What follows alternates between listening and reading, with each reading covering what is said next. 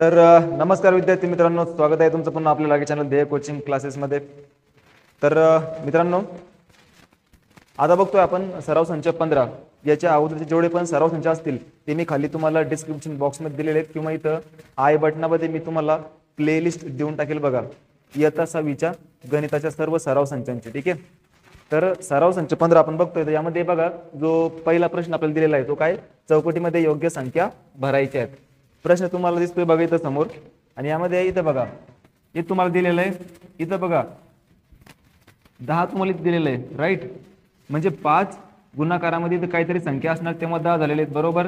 मग इथं काय होणार बघा, 5 दुने काय होणार, 10 होणार. मग जर एखाद्या संख्येला आपण जर खाली जर 2 ने जर मल्टिप्लाय केला तर वरती पण 2 नेच मल्टिप्लाय करावा लागेल. तर मग वरती काय होणार, 3 दुने काय होणार, 6. आणि बघा 6/10 असा जेव्हा असतो तेव्हा आपण काय करत असतो बघा, खाली एक शून्य वाढलेला आहे ना, तर आपण एक डिजिट सोडून काय द्यायचा, पॉईंट द्यायचा. म्हणजे 6 लिहिले आपण, एक डिजिट सोडून पॉईंट दिला आणि त्याच्यानंतर लिहिले आपण 0, तर तो काय होईल 0.6 असं ते उत्तर होईल. त्यानंतर बघूया दुसरं. इथं बघा 125 × 8 याचा जो गुणाकार तो आलेला आहे 1000. म्हणजे याचा अर्थ वरती पण आपल्याला 125 ने गुणाकार करावा लागेल, आणि गुणाकार केल्यानंतर आपल्याला इथं उत्तर मिळणार बघा. आता इथं गुणाकार करत बसायचं नाही, ऑलरेडी थोडंसं लॉजिक वापरायचं. ऑलरेडी आपल्याला उत्तर दिलेलं आहे, फक्त पॉईंटचा खेळ आहे, तो पॉईंट बघायचा. जेव्हा डिवाइडमध्ये 1000 येतात, जेव्हा डिवाइडमध्ये 1000 येतात, तेव्हा काय होतं, तेव्हा जसं आपण इथं केलेलं होतं, एक शून्य होता इथे, तर आपण काय केलं होतं, एक डिजिट सोडून पॉईंट दिला होता. तर इथं बघा 3 शून्य आहे खाली, तर मग आपण 3 डिजिट सोडून काय दिलेलं आहे, पॉईंट दिलेला आहे. याचा अर्थ ह्या संख्येमध्ये अगोदर इथं पॉईंट होता का, नाही. मग ती पूर्ण संख्या तिथे होती. याचा अर्थ 3125 हे उत्तर असणार या दोघांच्या गुणाकाराचं. त्यानंतर तिसरा बघूया. इथं बघा, इथं 10 आलेले आहेत. याचा अर्थ 2 ला 5 न गुणलेलं असणार, 2×5 = 10. आणि जर आपण खाली जर 5 ने गुणलं तर वरती पण कितीने गुणावं लागतं, 5.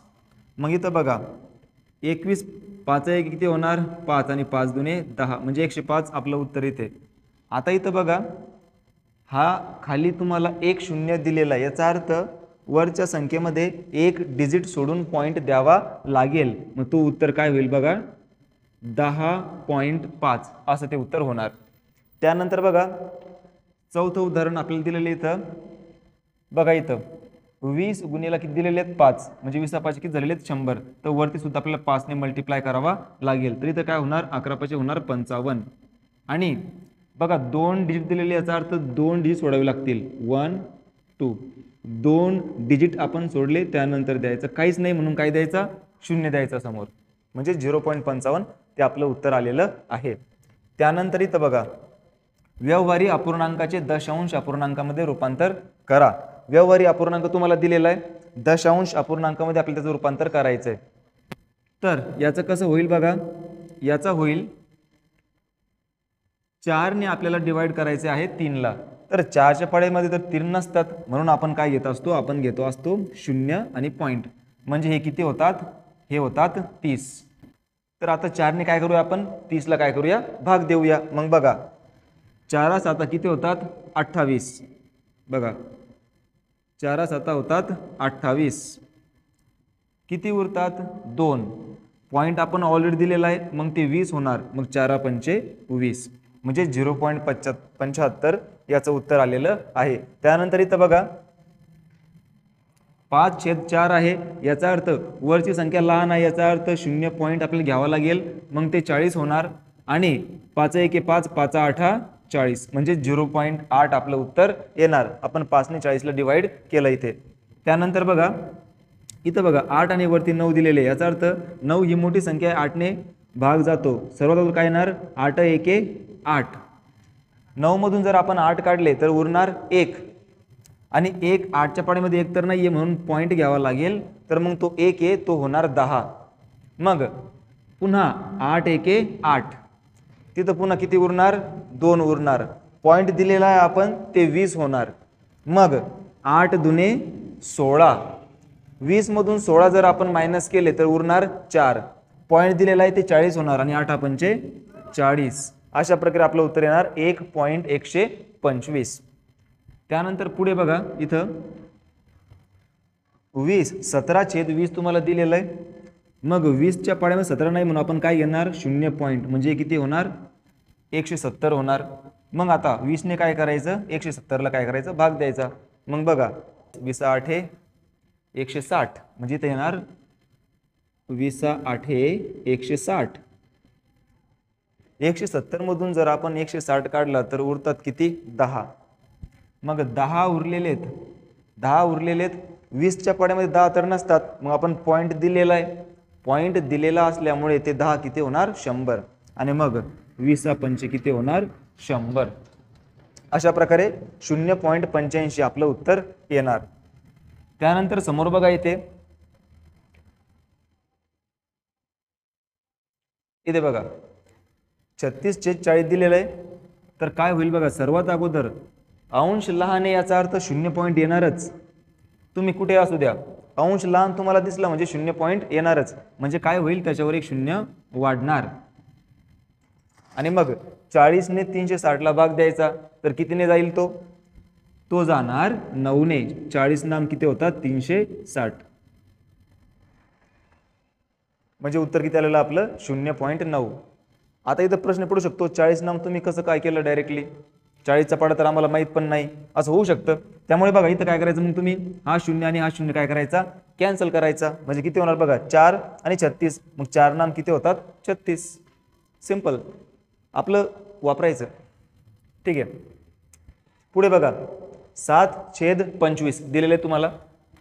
25च्या पाड्यामध्ये 7 नसतात म्हणून मी तुम्हाला सांगितले अंश जर लहान असला तर काय करावं लागतं 0 पॉईंट घ्यावा लागतो. मग आता तो किती होणार तो होणार 70. मग 25चा पाडा म्हणायचा 25 दुने 50 25 त्रिक 75. तो पुढे चालला 70च्या मग मागे यायचं मग 25 दुने 50. 70 मधून जेव्हा आपण 50 वजा करतो तेव्हा उरतात 20. परंतु 25च्या पाड्यामध्ये 20 तर नाहीये.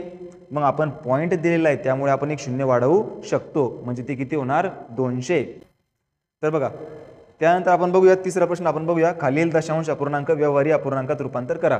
याचं उलट आहे बघा वर जे आपण केलेलं आहे ना व्यवहारी अपूर्णांकाचे दशांश अपूर्णांकामध्ये रूपांतर त्याचं उलट करायचं आपल्याला दशांश अपूर्णांकाचं व्यवहारी अपूर्णांकामध्ये रूपांतर करायचं आहे. आणि हे खूप सोपं आहे विद्यार्थी मित्रांनो. बघा आपण करूया तर लक्ष द्या. बघा इथं तुम्हाला दिलेलं आहे 27.5. मग तुम्ही पूर्ण संख्या लिहून घ्यायची 275 पूर्ण संख्या लिहून घ्यायची. आणि त्यानंतर बघा इथं पॉईंट किती डिजिट सोडून दिलेला आहे किती अंक सोडून दिलेला आहे 1 अंक सोडून. मग तुम्ही खाली 1 0 वाढवायचा म्हणजे 10 लिहायचे. 1 0 वाढवला म्हणजे आपण काय केलं 10 घेतले. त्यानंतर समोर बघा पूर्ण संख्या किती इथं बघा 7च दिलेली आहे 0.007 दिलेली आहे राईट. मग आता बघायचं किती डिजिट सोडून किती अंक सोडून पॉईंट दिलेला आहे 1 2 आणि 3. याचा अर्थ खाली डिवाइड मध्ये किती येणार 1000. त्यानंतर आता तुम्ही म्हणणार 1000 कसं काय येत आहे. बघा इथं बघा आपण काय केलं होतं इथं बघा तुम्हाला खाली 3 डिजिट दिलेले आहेत 3 अंक दिलेले आहेत म्हणून आपण काय केले उत्तर लिहिताना आपण 3 अंक सोडले आणि पॉईंट दिला. सेम टू सेम तसंच 3 अंक दिलेले ते जर काढून टाकायचे तर आपल्याला खाली काय घ्यावं लागेल 1000 घ्यावं लागेल 1000 घ्यावं लागेल. मग पुढे बघा समोर बघा ही पूर्ण संख्या लिहून टाकायची 908. किती डिजिट सोडून पॉईंट दिलेला आहे 1 डिजिट म्हणून खाली येतील 10. त्यानंतर 4 नंबरचं बघा पूर्ण संख्या लिहून टाकायची 3915 ही झाली आपली पूर्ण संख्या. आणि त्यानंतर 2 डिजिट सोडून पॉईंट दिलेला आहे याचा अर्थ आपल्याला खाली लिहावी लागणार 100 कारण 2 शून्य आपल्याला लागतील. त्यानंतर 5 नंबर विद्यार्थी मित्रांनो 4थ्या नंबरचं उत्तर हे आहे आणि 5व्या नंबरचं उत्तर मी इथं लिहितोय. तर वरती असणार 312 आणि खाली असणार 100. का बरं कारण की 2 डिजिट सोडून पॉईंट दिलेला आहे.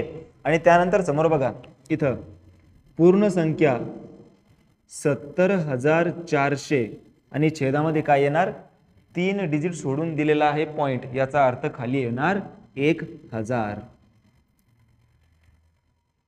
तर अशा प्रकारे ह्या पूर्ण संख्या आपण व्यवहारी अपूर्णांकामध्ये रूपांतर केलेल्या आहेत. ठीक आहे. आणि अशाच प्रकारे विद्यार्थी मित्रांनो तुमचा हा जो सराव संच आहे 15वा तो इथं संपलेला आहे. आणि बाकीचे सराव संच विद्यार्थी तुम्हाला जर लागत असतील तर ते मी तुम्हाला इथं आय बटनामध्ये प्लेलिस्ट देईल किंवा मग खाली डिस्क्रिप्शन बॉक्समध्ये मी तुम्हाला ते पूर्ण व्हिडिओ लाईन बाय लाईन टाकून देईल. ठीक आहे. चला तर भेटूया पुन्हा अशाच एका नवीन व्हिडिओमध्ये. तोपर्यंत धन्यवाद.